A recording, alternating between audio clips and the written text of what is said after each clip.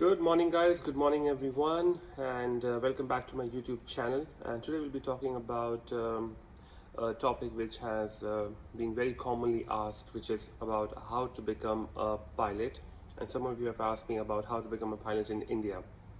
Well, let me tell you, globally there is a set pattern on how you can be a commercial pilot. All right. Now, every country may have its own set of rules and regulations, but essentially all the rules are taken from one common body of ICAO document about the training standards. So they stipulate about how the training should be conducted, and then each country has the right to basically tweak it and set the standards or the passing criteria according to its own standards. But let me first walk you through my journey, exactly how I chose to be a pilot, and what was my experience like, what happened along the way, which course did I do, where did I do my training from, and what are the pros and cons of piloting training. Okay, coming back to the flying part. Okay, if you want to become a pilot, ensure that you have a good understanding of physics, mathematics, and English. If you are trying to become a pilot in India, then you must have these subjects in your 10+2 with minimum of 55%. India is the only market that has this requirement, like I said earlier. Otherwise, you just need to have a good background of these particular subjects. Okay, there are various routes that you can take to become a pilot, and becoming a pilot does not give you an academic qualification in hand. It gives you a license.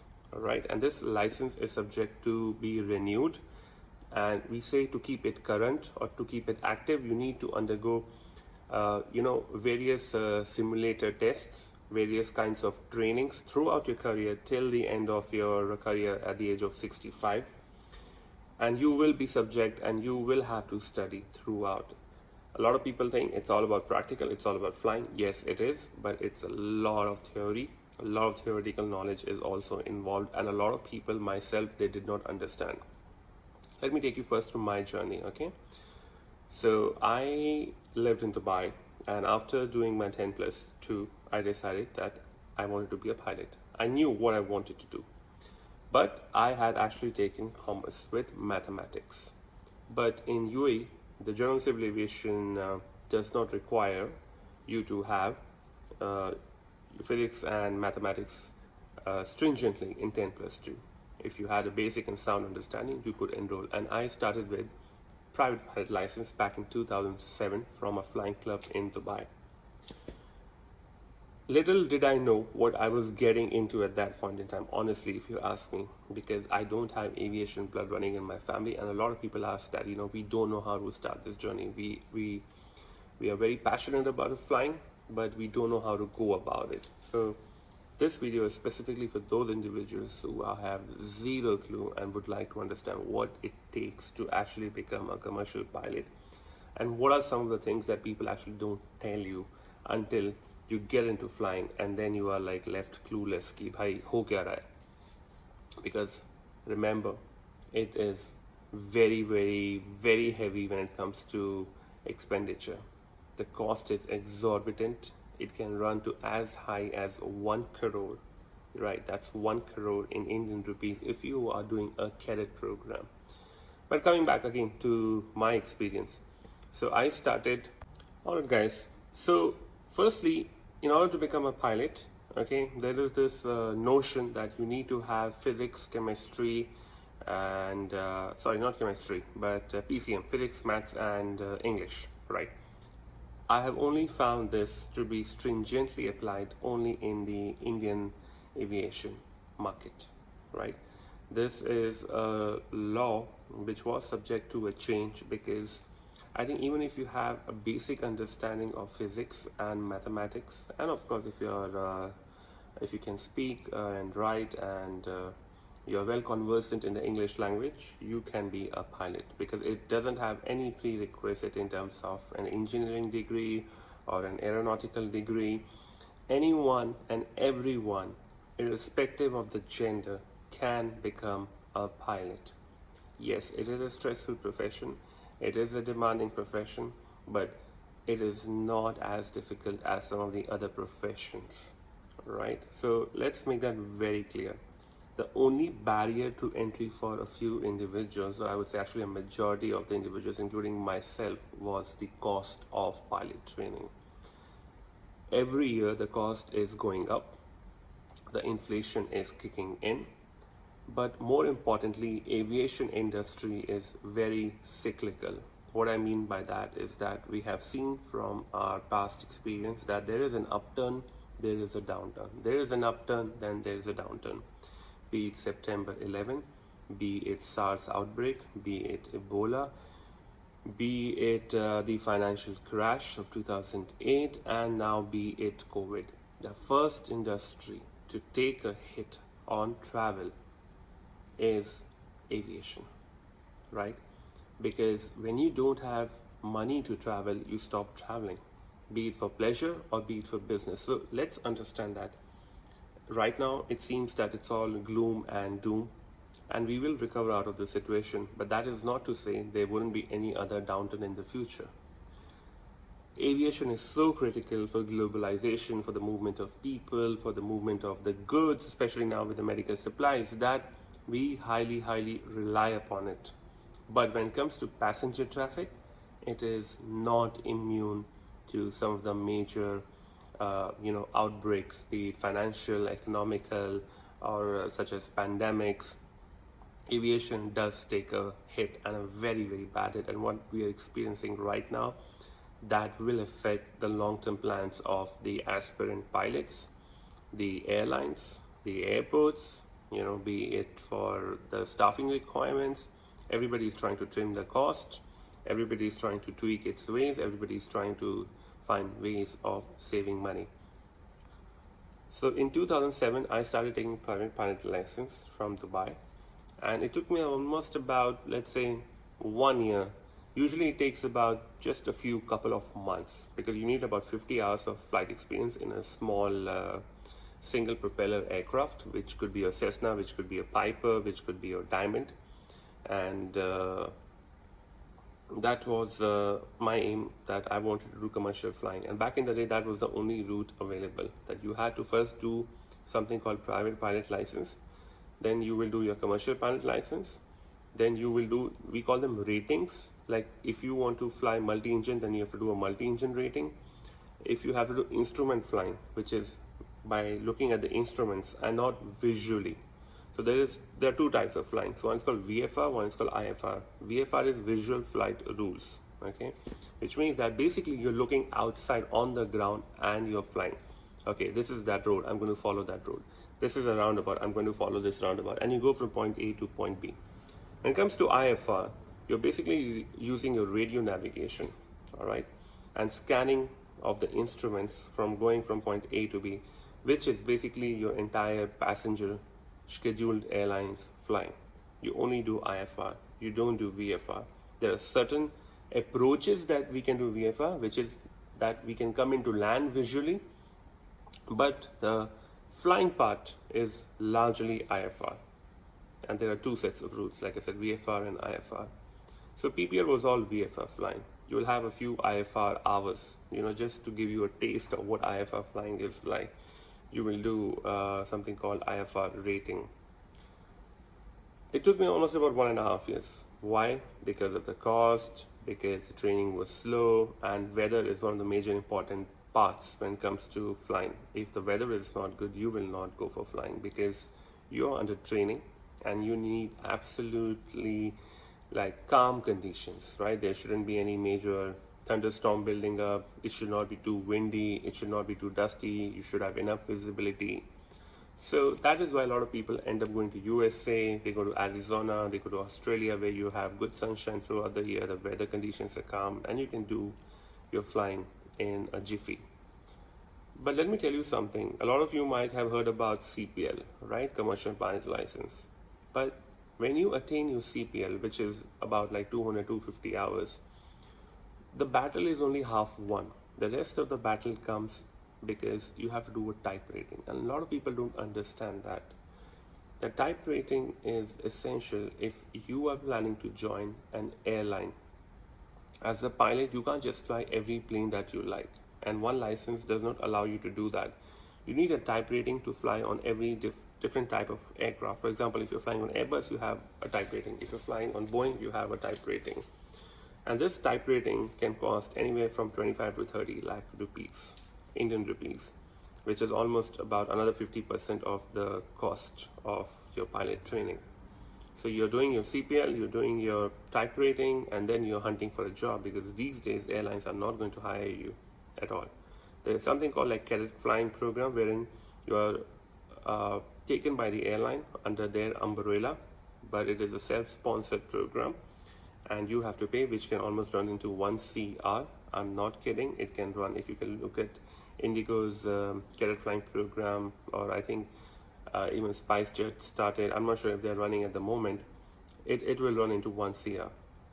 It's a win-win situation. If you have deep pockets, you can go for that solution, because at the end of the day, the airlines are getting the staff at a much cheaper price, and as a pilot, you are guaranteed that you will get your flight hours on a jet aircraft.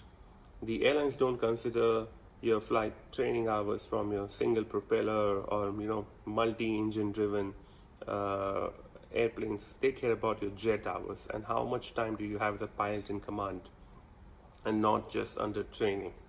They care about your experience, to keep it short, on the machine that they have in their company. For example, if it is Airbus, Indigo, they have A320. If it is SpiceJet, they have Boeing 737-800s. I think Indigo also had 321s now, and they have plans to have. Alright guys, so when I was doing my PPL, after I completed my PPL, I decided, okay, this is not going in the right direction. Why? Because I had to do a lot of self-learning and unlearning, and I realized that I am financially constrained to complete not just the entire pilot training, but I could not even afford to do instrument rating and the CPL. And it was almost 2008, 2009, and things were not looking very bright. Even back in India or elsewhere globally, a lot of people advised me that this may not be the best career option. But I was very driven. I was always passionate about aviation. They say if you are bitten by the aviation bug, it is just impossible to recover out of it. So what I did, I decided to follow my academic qualification, and I enrolled in a college, and I did bachelor's in aviation management. Here's my advice to you.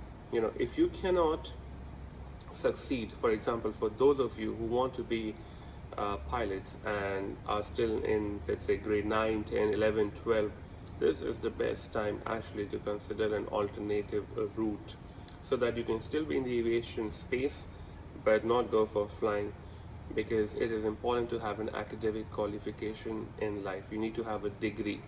Like I said, when you do piloting, you're only getting a license, and that license does not give you the exposure of a college life. It may send you to a training institute, you will have good buddies, but college life cannot be replaced by any other kind of training or vocational program. So do end up getting a degree.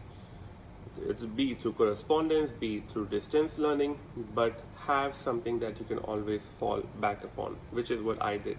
From 2008 to 2012, I did my bachelor's program in aviation management, and I thoroughly enjoyed it.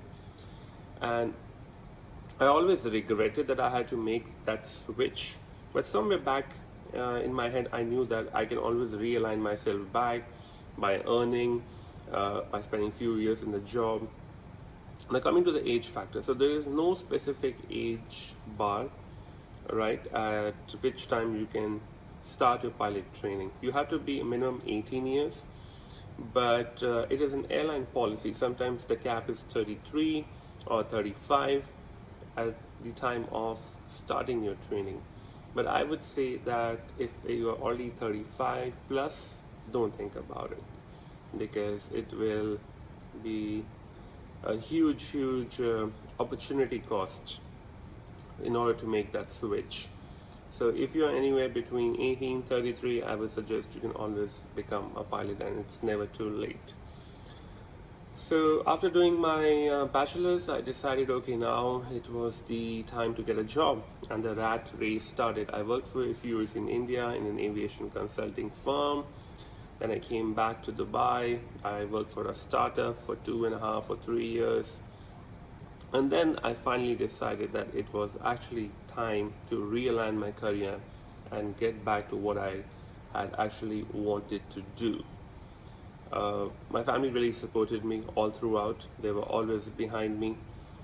But the question was, how do I do this pilot training? Because doing PPL, CPL, IR was not the right way to go about it, because I knew, I had learned from my experience that I was not going to get a job.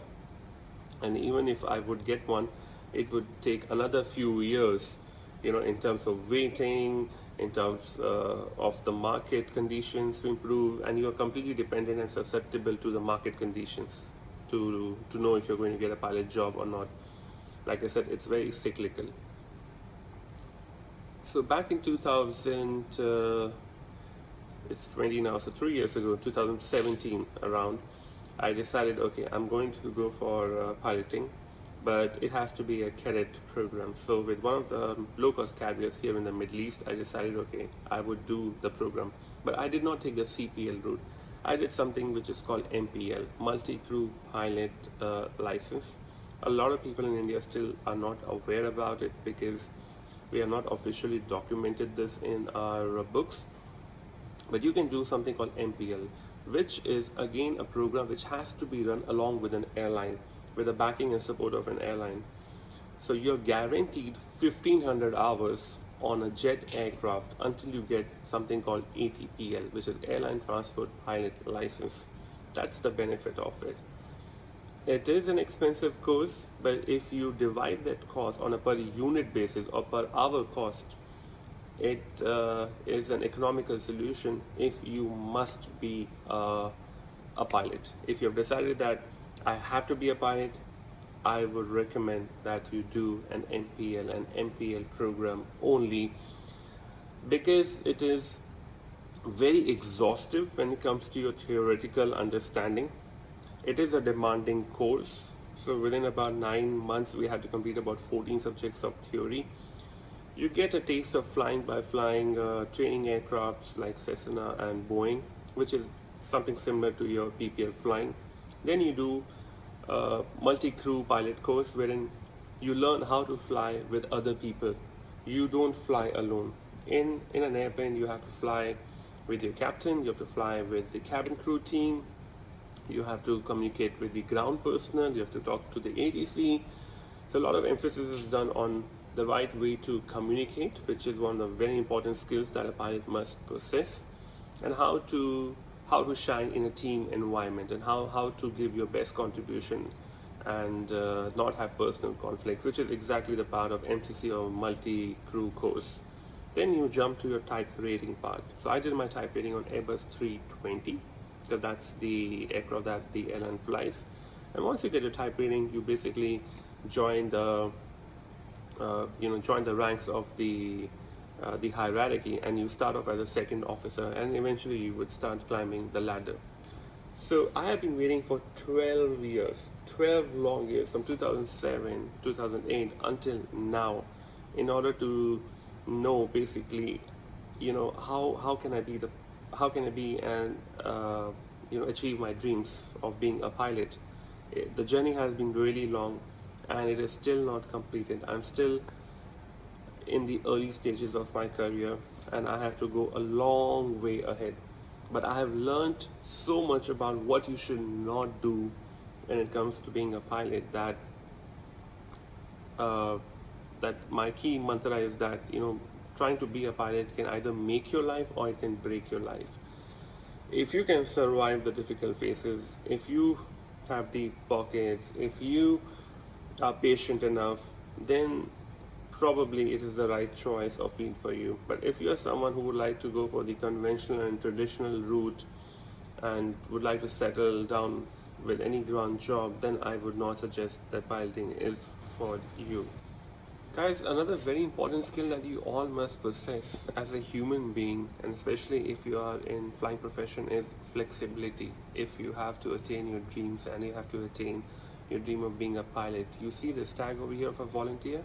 This is because of COVID-19, right? I'm a pilot, But because we have been grounded for the last 3 months, I decided, okay, I'm going to use this time actually to read my books, my procedures, my SOPs, and do something novel such as volunteering for the COVID-19 uh, patients. So make use of your time. Never ever think that, okay, I regretted my choice. I still don't regret. It's taken 12 years. I don't regret it because I know that there is still a possibility in the future. Right? I still am in my training phase, and it's a blessing in disguise because on one hand people are actually losing their jobs within the aviation space, especially if you're very experienced, because that's a huge cost to the company. I'm almost zero cost to my company at this point in time because I'm being paid nothing, right? So there's always a brighter side and a good side as well. So I'm basically on the standby mode and trying to basically refresh my aviation knowledge and do something which will keep me busy. So always remember that be flexible, whether you're doing a degree, bachelor's, MBA, or you're doing a license program. That's about it. I don't want to make this video too long, but I know I'm not very specific and technical on how you should do your training, where can you go, what are the options. I would do that eventually, but my idea was just to start off with this video by explaining you that there are a lot of things that people don't tell you about flying. It seems very simple on the paper, right?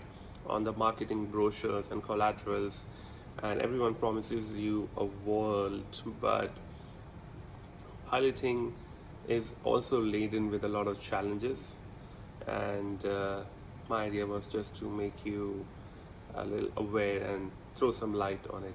Thanks for watching this video. I will come back with more aviation related videos. In the meantime, if you have any questions related to flying, piloting, profession, or anything general in life that you would like to know about me, do not hesitate, and please do like, subscribe, and put in some comments so that we can continue with some discussion, because that's the whole idea. The idea is not just me talking. I would also like to hear back from you, and I promise you that I will get back to you and all of you in all your comment section. Thank you guys. Take care.